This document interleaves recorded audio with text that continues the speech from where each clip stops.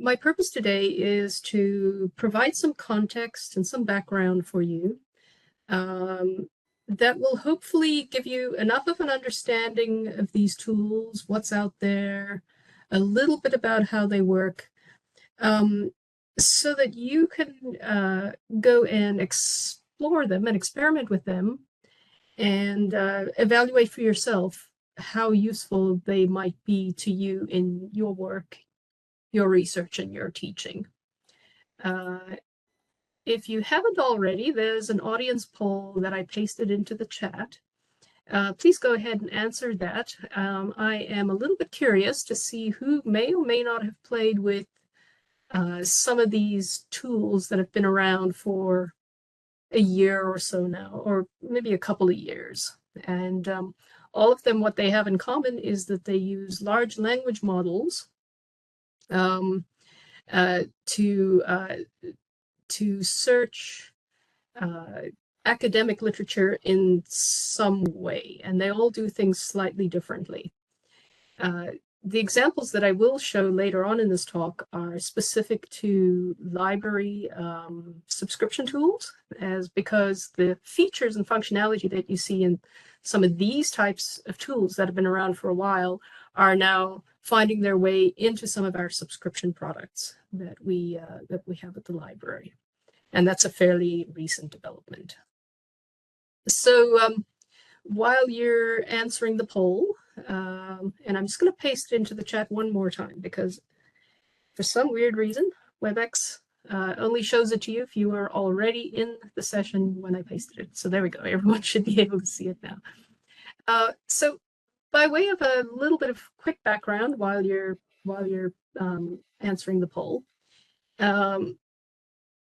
I thought it would be good to go back a little bit and talk about when you're searching for academic literature, what is it that you're actually searching? So there's kind of one of three things you could be doing. You could be searching metadata, so data about the documents or about the books or the articles. And that's what happens mostly when we're searching library catalogs or article indexes. You could be searching through the actual text of the documents. So an example of that would be keyword searches in actual documents, or you could be trying to understand bibliographic networks. How are these documents related to each other through citations and references and other things that they might have in common? A quick tour of how search technologies and processes have evolved over time. Those who are around about my age will still remember physical indexes, where you have to flip through pages to do things, to find things, and then moved on to electronic indexes like CD-ROMs, and then into electronic document collections, where we start seeing keyword searching and actual searching through the documents themselves. And then those who've been at MUN for a while will remember us launching our new library catalog, which is an example of a discovery layer, where it tries to pull together all kinds of things into one place so you can search for everything at once. And as time has gone by, things have progressed from being a very manual process, to a more and more algorithmic process. And the way I see the introduction of artificial intelligence or large language models into tools that you use to search for academic literature is it's really just the next step on this process of evolution. So there's a few reasons why the technologies and tools that we've used up to now are starting to reach the limits of their utility. One is the immense scale of publishing output, and I'll show a couple of graphs that kind of illustrate that. And then the other is that keywords are problematic in some way, because words mean things based on the context you find them in. So just throwing keywords into a search is not as useful as as using, say, natural language, where the words are embedded in a context and derive additional meaning from those contexts. I'll talk briefly about each of these. So here's just a couple of illustrations of the exponential growth of publishing. You can see that there was very little growth until really the 20th century. There were a couple of little dips around the world wars, and then it really took off exponentially. And so the number of things that you're having to wade through and search through to find the stuff that's really relevant to you has increased enormously. Likewise, the relationships between those things has increased enormously. If you note, the y-axis there is actually on a logarithmic scale. So for each of those solid lines, things are increasing by a factor of 10. So the citations and the references and relationships between things are also increasing exponentially. And that makes it harder and harder to do things without some assistance from algorithms. Words need context to really fully mean what you want them to mean.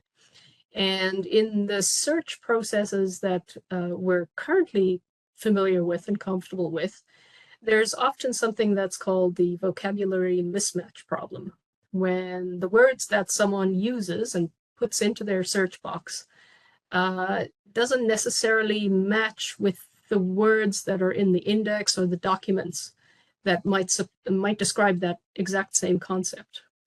And this happens because language evolves, terms change over time, and sometimes different fields of study use the same words to mean different things, or different words to mean the same things. So already behind the scenes, there are algorithms that are attempting to compensate for that in some way. And there's a few ways they might be doing that. The one is they might be using a thesaurus behind the scenes. These are sort of enormous lists of words and words that might mean something similar or the same, and they're usually very subject focused. An example of this is the mesh thesaurus for medical terms. Or this system behind the scenes might be using something called word or phrase embedding.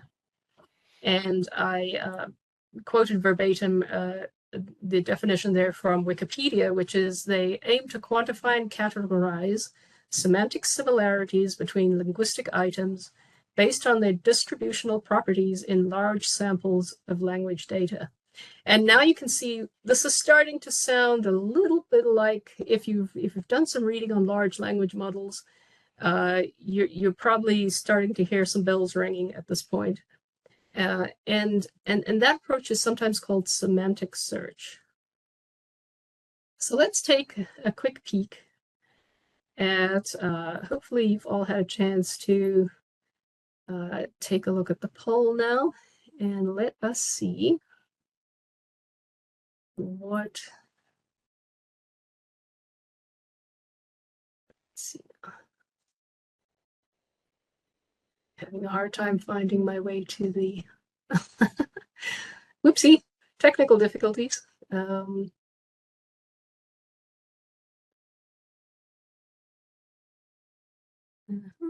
we go. 1 second. Responses. Oh, great. We have 13 responses. I'm going to drag this over onto the screen that I'm sharing with you just to see. Okay, so I can see that the folks in the audience, for the most part, have not experimented with many of the products that I mentioned in the poll. A few have tried it and liked it. Some have tried it and are still uncertain. And I see that for SciSpace, there's actually someone who has tried it and did not like it at all. So that is just wonderful. Okay, and I see, yeah, I see someone, I said, what did I forget to include? And I see someone has mentioned ChatGPT. And yes, absolutely, all of us are still new to the AI world. So that's why I find these polls so interesting, because there's so much out there and it's developing so rapidly that no one person can really try it all. There's just too much of it out there. All right, I'm going to pack that away and continue. So ChatGPT, somebody noticed that I had left it off. And one of the reasons I left it off is that ChatGPT is an example of a very general AI chatbot. It's not really focused on finding academic literature. And actually, it's generally pretty bad at giving good information in terms of finding academic literature. On this slide, I have an example. Admittedly, this is about a year old now, where I had a conversation with ChatGPT and I asked ChatGPT to provide me with sources, to cite the sources that it had used to generate the summary for me on the topic of climate change and its effects on marine ecosystems. I kind of imagined that this was an essay I was trying to write and asked ChatGPT a series of questions and then said, okay, now can you provide me with citations? Oh, someone says they forgot about lit maps. Oh, that's another good one, yeah. Asked ChatGPT to provide me with some citations for the summaries that it produced. And well, the results were fairly abysmal. It provided me with the citations that you see there in the left side column, which looked legitimate.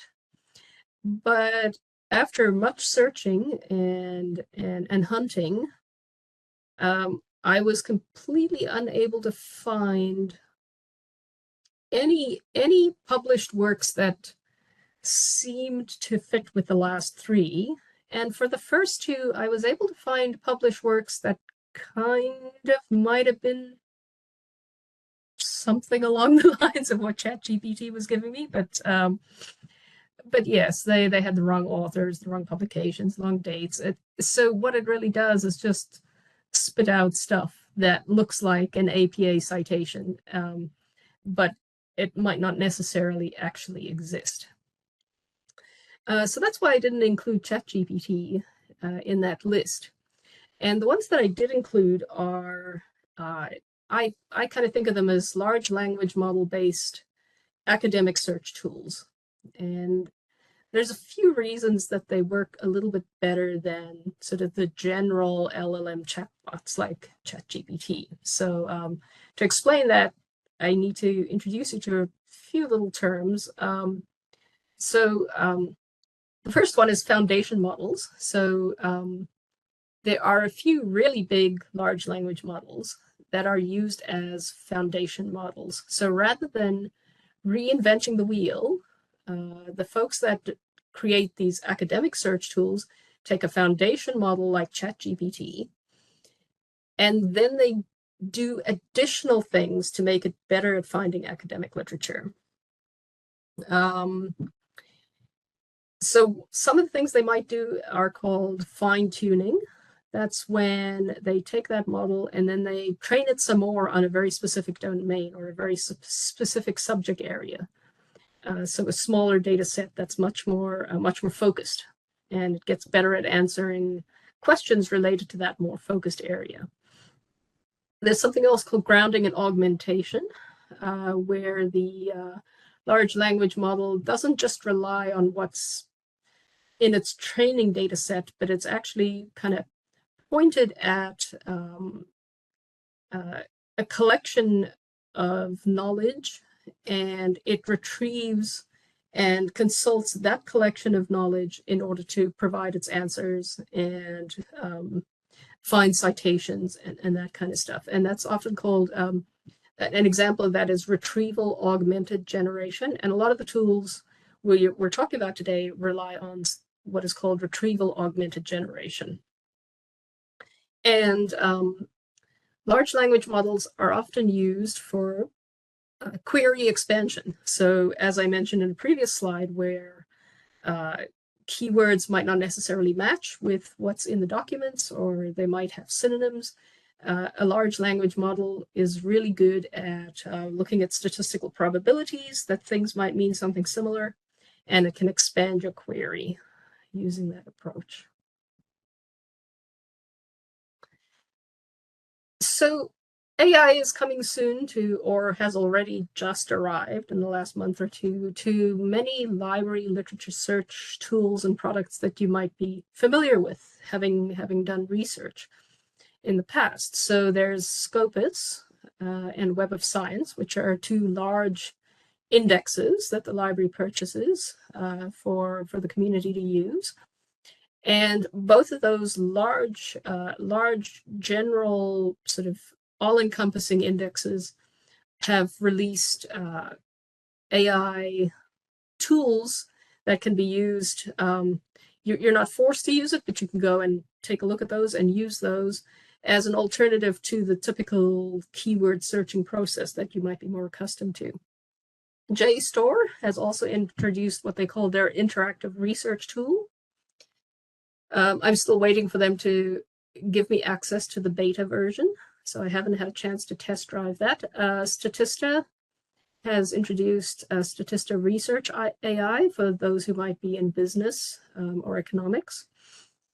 EBSCO, which provides a lot of our typical databases that students might use, is in the process of experimenting, and I think they're sort of in the beta stage now of starting to introduce some AI type functionality into their search tool.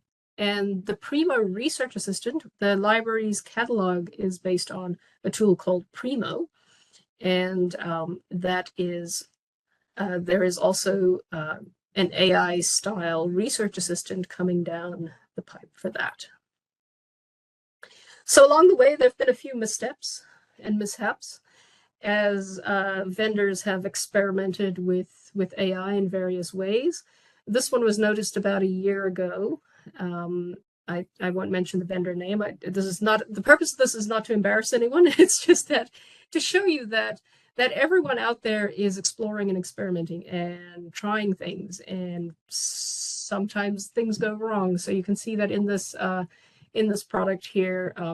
One of the bullet points in this summary, someone noticed about a year ago, it says, as an AI language model, I can provide you with ... So obviously, there was some experimenting happening with AI. And librarians were a little taken aback by that because we hadn't been notified that that was going to be happening. But unlike that little incident, most of the vendors that sell indexes, databases, those sorts of things to libraries are being very upfront and very open about the development of tools and the experiments that they're going through. And they're doing a lot of sort of engagement with librarians to as they develop their products. The Government of Canada is also experimenting. About a month or two ago, I attended a little focus group session where they demonstrated sort of the beginnings of something that they're going to be calling IntelliStatCan. And it's using retrieval augmented generation to extract summaries. And at this point, they really are only pointing it at PDFs, so big reports produced by Statistics Canada. And it tries to answer your questions based on the information that's in those StatsCan publications. At this point, it was very interesting. We tested it. It provided really fabulous answers. It provided good citations. When we clicked on them, we got to real documents produced by Stats Canada. But in many cases, it was misinterpreting what was in those documents, or it was perhaps not relying on the most current information and highlighting information that was perhaps a bit more dated when there was more recent information that should have succeeded that. Having a vocabulary.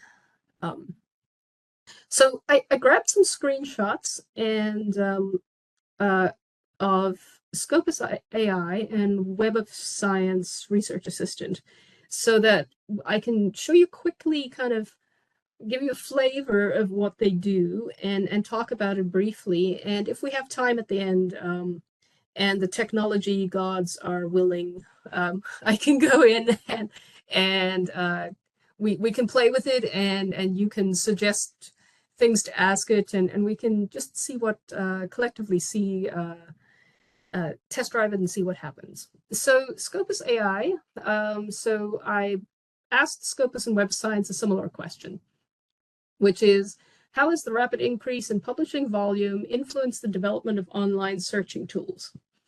And you might notice I made a little typo there in influence. That was accidental, but I decided to just leave it there. And because one of the interesting things about these tools is you can throw a lot of stuff at them, and they still somehow manage to cobble together some kind of answer for you, which could be good, might not be good. So once you toss a question into one of these tools, in this case, what we're seeing is Scopus AI. You see it goes through various steps. I don't know what it means by creating a plan, but it starts performing a natural language search. So that's the part where it's kind of deploying the large language model in some way. And then it performs a keyword search. And you'll see that there's this horrific Boolean concoction there. And what it's done is it's taken your sentence and it has expanded your query and come up with a giant search phrase to plug into Scopus for you. And then it uses that to generate a summary from the articles that it finds, or at least a subset of those. And here are the top 6 that it found for that query. What you might notice is that the things seem to be kind of, sort of on the topic, although not entirely what I might have expected if I had done the keyword search myself. But there are some things that look like they would be interesting to look at and certainly interesting to read. And I think the results would have been slightly different if I had attempted myself to create a keyword search in Scopus. Web of Science operates in a very similar manner. I popped in that same thing, and hopefully it's large enough for you to see, but it says, how are these results generated? And you'll see that it tells us there that it's using the query to search the Web of Science core collection documents for, and then it has also created a fairly large Boolean search string there. And what's interesting is that the search the search strings that each of the tools created are quite different based on exactly the same sentence, which is really quite fascinating. The other thing that I noticed, I did the Scopus search a few times on different days, and it didn't necessarily always generate the exact same Boolean search string. So there is an element of randomness that creeps in, somewhere in between the sentence that you type in and the search string that it generates.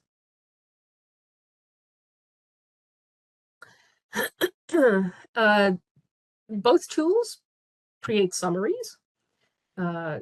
This is an example of the summary from Scopus. You can see that it is divided. It's actually quite a nice summary, I find, from the Scopus tool. It does seem to really be hitting the nail on the head in terms of what I was trying to get out of the literature. And that also may or may not be a good thing. More on that to come. The Web of Science, I found the summary not quite in line with what I was expecting it to discuss. But nonetheless, there were some interesting ideas there. And you can see in both, they have little links here that link you to the document from which it claims to have taken that concept, or from which it has attempted to paraphrase that concept. I really quite like the Scopus summary table. Um, they do this for each topic, and it really does. Perhaps because I'm a scientist, I'm not all that keen on prose. As a general rule, I really like things in table format. So that might just be my own bias, but I tend to find the Scopus summary tables quite nice as a way of sort of structuring the information. Um, that might just be personal preference. And then both tools have some additional features. They have what Scopus calls a concept map and what Web of Science calls a topic map. They try to identify top authors or top experts based on the set of documents that they retrieve. They try to show evolution over time of a topic, and they also try to give you suggestions for other prompts that you could use to regenerate results and perhaps get closer to what it is that you're hoping to find.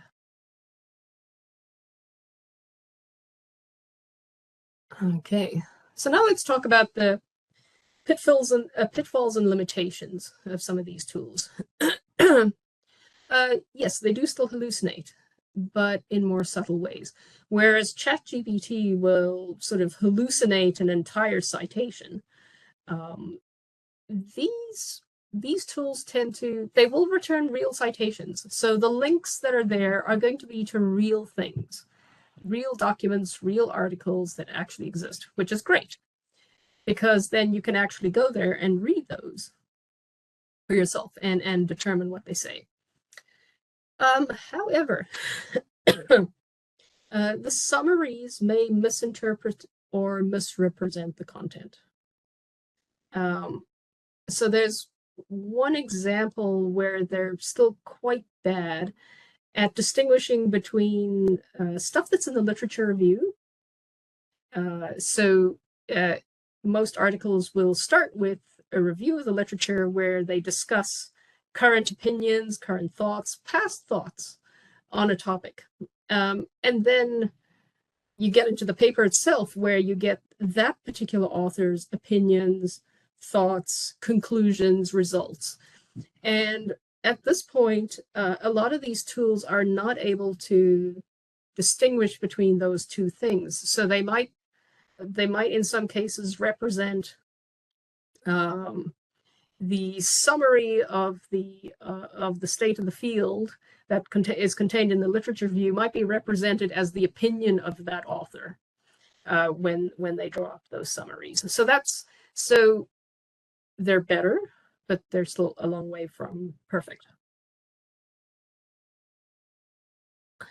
Unlike keyword searches, if you put enough keywords into any of the normal library databases or indexes, you will get no results because it can't find anything that matches all of that stuff at once. However, a lot of tools that use LLMs to try and sort of understand the context of what you're asking will still return results almost no matter how much you put into them. You can copy and paste entire paragraphs in there and it'll still come up with something. And in some cases, the more there's kind of a sort of a sweet spot. The more you paste in, it kind of gets better and better. And then it might start getting worse as you put in more and more. So there's kind of a sweet spot that's in a very different place from when you're using a keyword searching tool. So it could be good because you might still find all kinds of relevant information, or it might be bad because it'll find all kinds of stuff that's got really very little to do with what you're actually trying to find. And if you are not familiar with that subject area, you might not fully comprehend just how left field some of the stuff is that it's giving you. I see a question. From your own experience, which tools do you trust the most when you want to familiarize yourself with a new topic? My answer to that is I would use about 3. Rather than sticking to one, I would sort of try 3 of them and see how similar they come out, or what I find in common between them. And that actually is an interesting point, because I'm starting to view these tools as a means to explore new topics and go into areas where you might not be as familiar with the terminology, because it allows you that sort of natural language flexibility. In some ways, I'm starting to see these tools as very similar, that these tools that can be used in very similar ways to how I used to use Wikipedia. Give me a quick, possibly not completely accurate, but give me the high points of something, so that then I can go and dive more deeply and kind of know where to go from there and what I'm trying to look for. Thanks for the question. Low reproducibility. There is there's an element of randomness by design in many of these tools. So if you ask it the same question multiple times, you might not get exactly the same answer. And that actually might be nice. You might find that enjoyable. The drawback to that is that if you need to do a search that can reliably give you the same answer each time, and if you're doing something like a systematic review, then these types of tools are not yet going to be very helpful to you in that type of research. There is an interesting anomaly that's popping up. Librarians all over the place and information scientists are playing with these things. And I read a paper a couple of days ago where they discovered that a peculiar inverse correlation between accuracy and how useful the reader feels the information might be, or the utility of it. So they've kind of termed it the fluency versus accuracy. There's kind of a paradox happening there. The more fluent the LLM summary is, the more likely it is to be slightly inaccurate. And the more stilted or sort of awkward it is, the more likely it is to be more true to the sources. And if you think about that for a minute or two, it kind of makes sense. Because the more you paraphrase something, the more opportunity there is for you to introduce slight inaccuracies and slight discrepancies.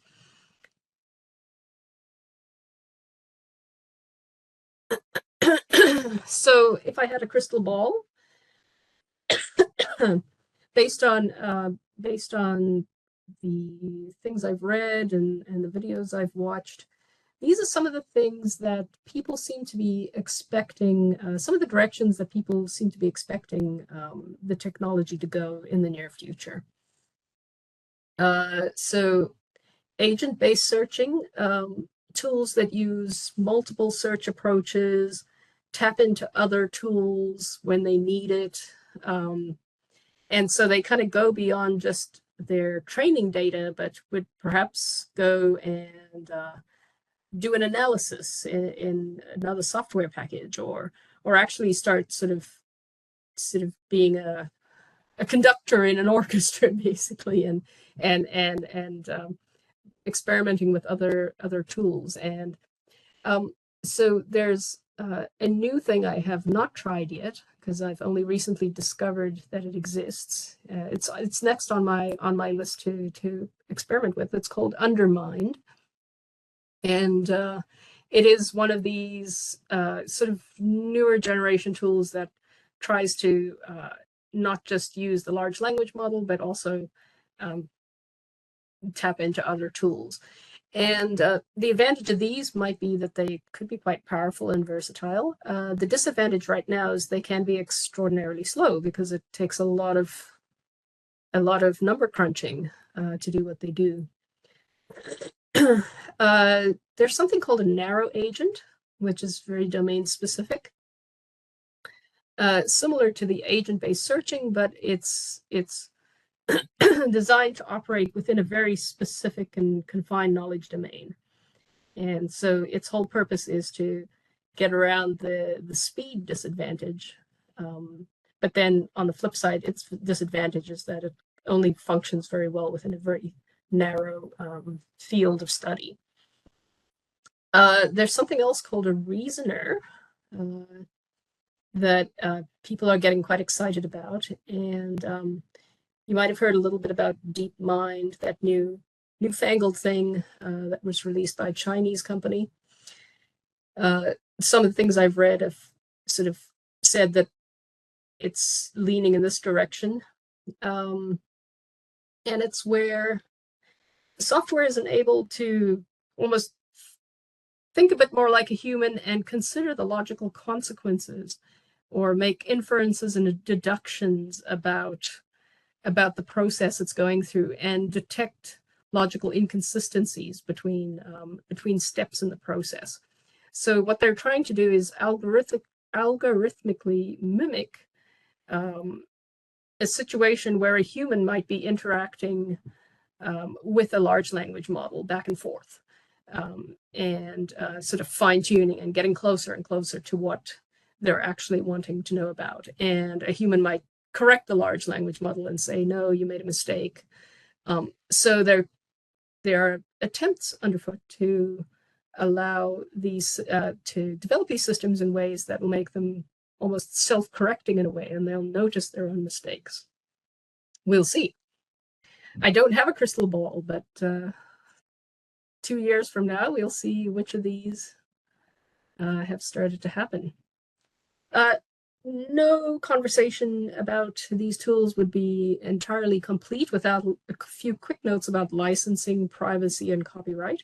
Although that's obviously not the purpose of today's session, but just worth mentioning that those things are very much on the radar of libraries and librarians in academic institutions.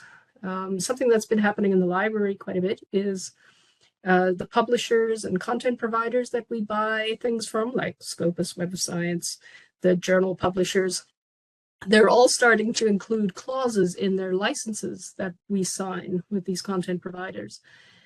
They're all starting to include clauses related to artificial intelligence. Most of the time, they're trying to restrict anyone from using their content in any other artificial intelligence tools. And you can kind of see where that's coming from. People don't want, companies don't want their proprietary stuff to be used to train somebody else's AI tool. They want to reap the benefits, financial or otherwise, from the content that they own or control. Libraries are also working hard behind the scenes to ensure that any activities and tools that include AI functionality don't lead to any privacy concerns or don't compromise the users at our institutions in any way. So we don't want what people put into those tools to be used to train large language models or become part of some corpus that's used for those training activities. When it comes to copyright, the answer to all copyright questions is maybe. And the only way that those answers become any more clear is after court cases have taken place. So there are no great insights to be had at this point, I feel, with respect to copyright and students or faculty using artificial intelligence tools. What I can say is that, fortunately, in the case of tools that come along with library subscriptions, is that those companies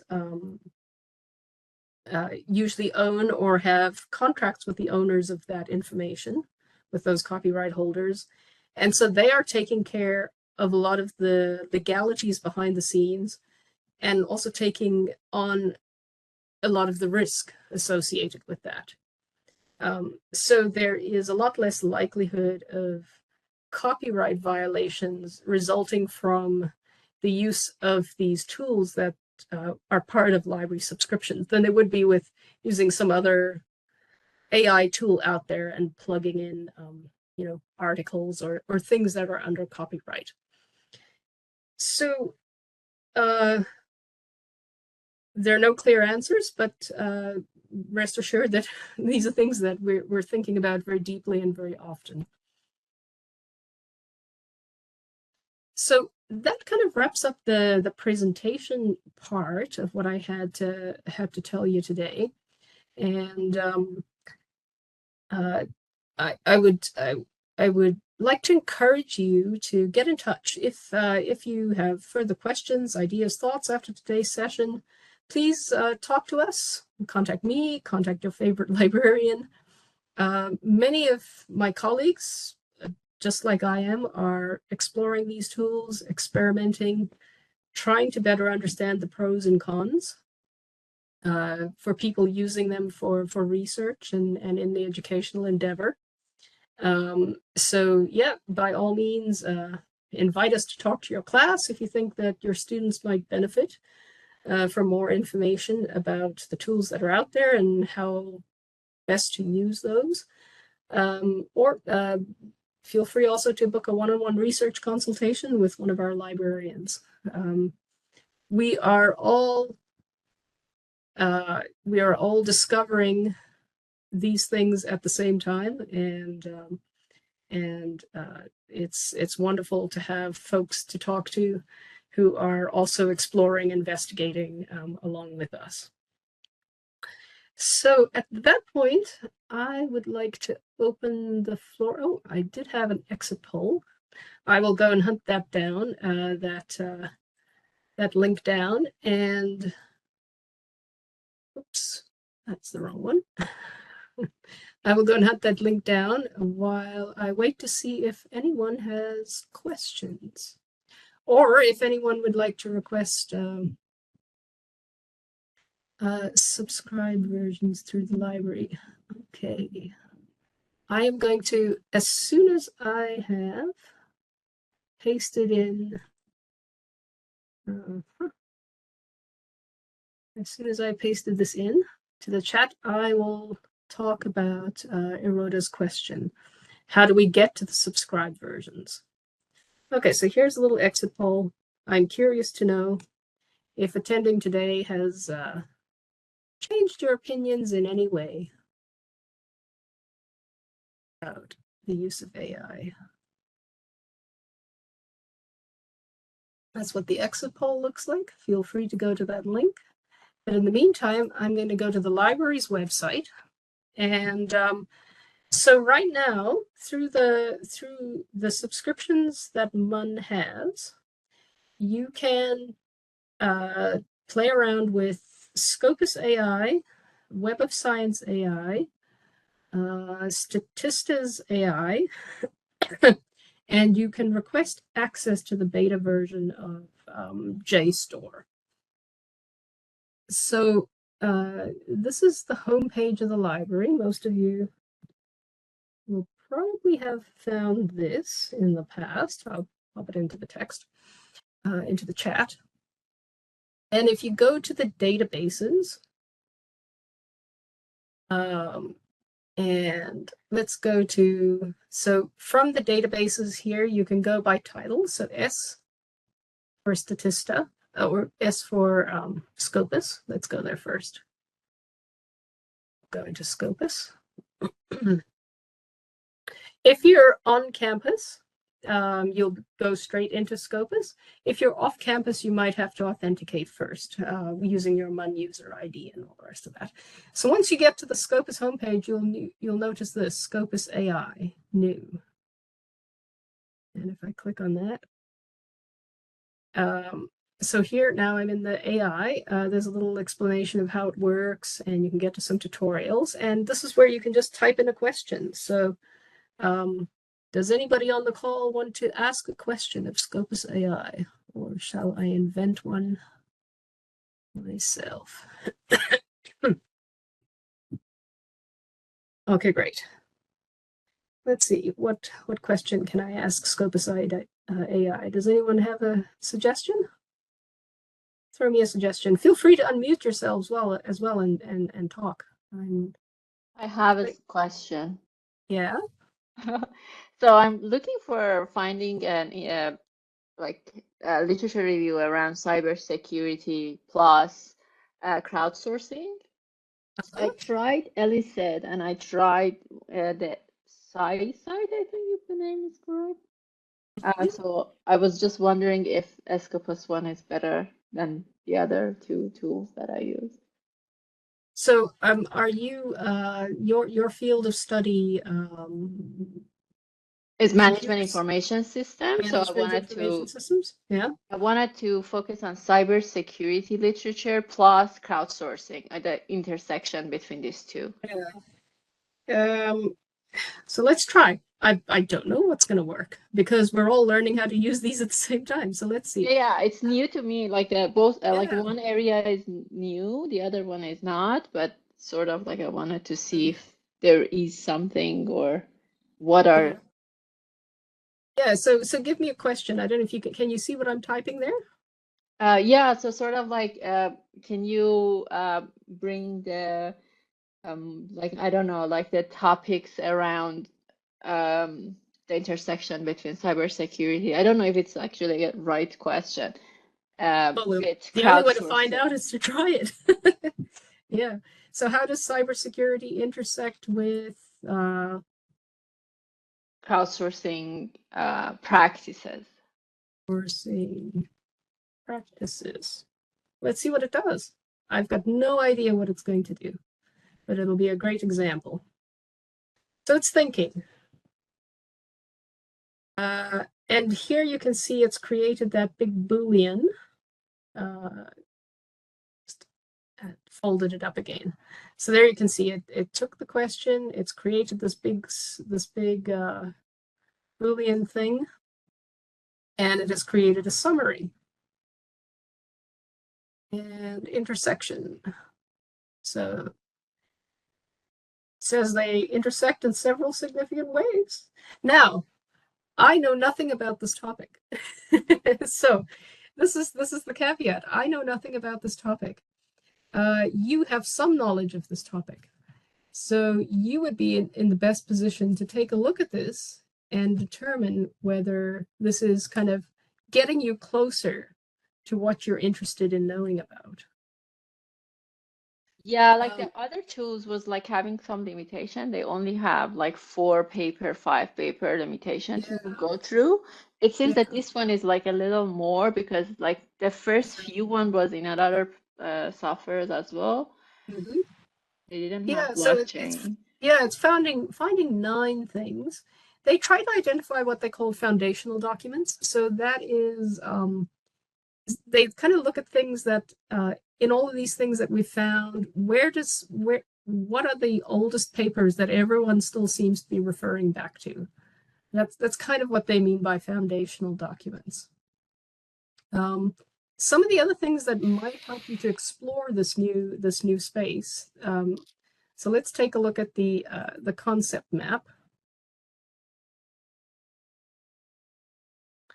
So these are some of the concepts that it's touching on. And let's say perhaps here, okay. So I don't know how useful you might find that, but it gives you other ideas of ways to search. They try to show you topic experts. So these are people, they try to extract the authors that are publishing a lot in things that seem related to the question you've asked.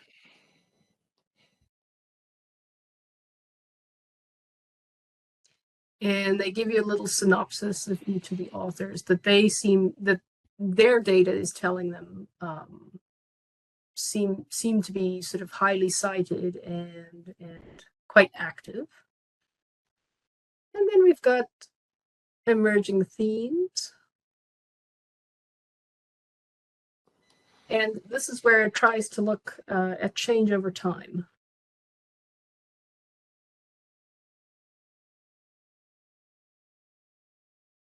Unfortunately, we don't have time to go into a completely deep dive, but I'd be interested to hear from you later. Absolutely, test these out. Test out Scopus and Web of Science. And I'd love to hear from you about how you find the experience. I see there's some more stuff happening in the chat. I'm just going to try and okay, Becky says databases by ProQuest are also including some AI features like summaries of articles, identifying additional terms and subjects related. Yes, okay. And then we have, could you speak a bit more on why should researchers use these AI tools instead of the traditional ways of researching? And two, how does one acknowledge the role and use of AI in one's research? Okay, so the why. I don't think that at this point, at least, you would use this instead of the traditional ways of searching. I see this as something that you could use in addition to the traditional ways of searching that you're accustomed to, because what it might do for you is just give you some more ideas, some more leads to follow. It might break you out of your sort of terminology bubble that if you're stuck, you're not quite sure what words to use. It might give you ideas along that line. It might just sort of expand things in a way or in a direction that you might not manage to do using your traditional search processes. So that's where I see the advantages as exploratory ways of exploring and playing around. And how does one acknowledge the role and use of AI in one's research? So that could be several sessions all on its own. What I can do is pop in, unless there's another librarian here that could do this for me, pop into the chat. The library does have some information on our website about how to go about acknowledging the role of AI, how to acknowledge that you've used it, and some information about good and perhaps not so good ways to use it. So there are, and really most of the advice that's out there is very similar to the typical advice about academic integrity. So be honest, acknowledge when you use somebody else's work, and follow all the typical processes you would for any kind of academic process. But yes, that's a great question, and it's one that lots of people are thinking very long and hard about. And because the technology is changing so fast, it's quite tricky. The other side to that question is the role of AI in one's research. If you're a scientist, you might be actually using the AI to generate results in your research, and not just for the literature review part, which is really where our focus was today. So that's a question for 10 more presentations. And an awesome question. It looks like we have about 4 minutes left. Do we have any more questions from anyone? Or shall I play with another toy in the last 4 minutes? Let me find another toy. Let's go into Web of Science. Okay, so that's what Web of Science looks like. And over here, you can see the Research Assistant. And if you click on that, oh, it's still remembering the last thing I did. Let me just... let's new chat. There we go. There we go. Now let's put in a new chat. I'm gonna pop over to, unless there's another question showing up. Oh. How do cybersecurity and, oh my gosh, I've forgotten the other term, help. Somebody help. What is the other thing? Cybersecurity and crowdsourcing. Crowdsourcing. Thank you. Interact. And it's thinking.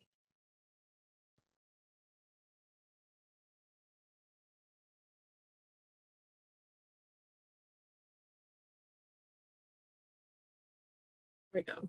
And remember, I showed you where it said, how are these results created? And here you can see the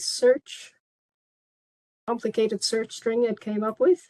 And here you can see the summary.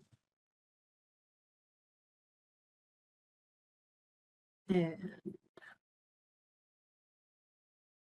it is referencing 8 documents. So here are the articles it came across. And then there's some other toys here for you to play with. It tries to pull out top authors. In this case, it doesn't provide the handy little summaries, but it does provide topics that these people tend to publish on quite frequently, or that they're associated with. And then it's got a section for seminal papers. And when you click on those, it kind of re-executes a search. So it's going through this entire process over again. And I'm going to go up to the top here, because what I want to do is find... here we go. If you go to view additional documents relevant to this, then it pops you back out into the Web of Science interface that you might be more familiar with. And then you've got all the usual filters and things that you can do to play with the results. So it pops that right into Web of Science itself, and it brings up a set of results for you. Okay, we have 1 minute. I'm going to do Statista, because this one is interesting. So here's Statista, and it has Research AI. We'll go back to Research AI. And here you can type in your question. Now,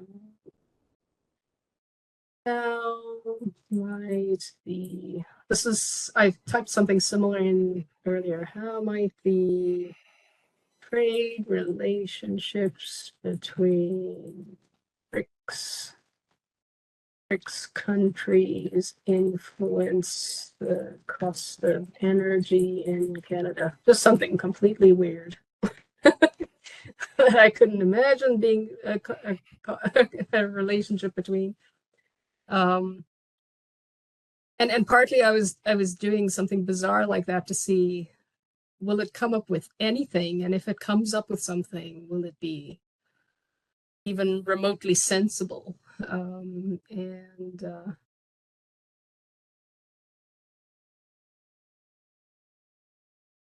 Yeah, so it says, oh, it could, but I'm not seeing anything in the available data, which I found entertaining. So, and then it went into a discussion about BRICS countries and their approach to energy. And it kind of speculates on various things. But the nice thing is that you can actually get to the sources and look at those yourself. And it's imperative that you do that and then decide whether the summary that it's come up with is actually an accurate interpretation of those sources. So that will be my parting thought to you. Go forth and play. It's a lot of fun. It can sometimes sort of get you out of a rut if you're stuck and you can't quite figure out how to search for something and you're not finding the stuff you want. This could be a useful way of going about it, but always check that don't believe the summaries until you've read the original sources. Thank you very much, everyone.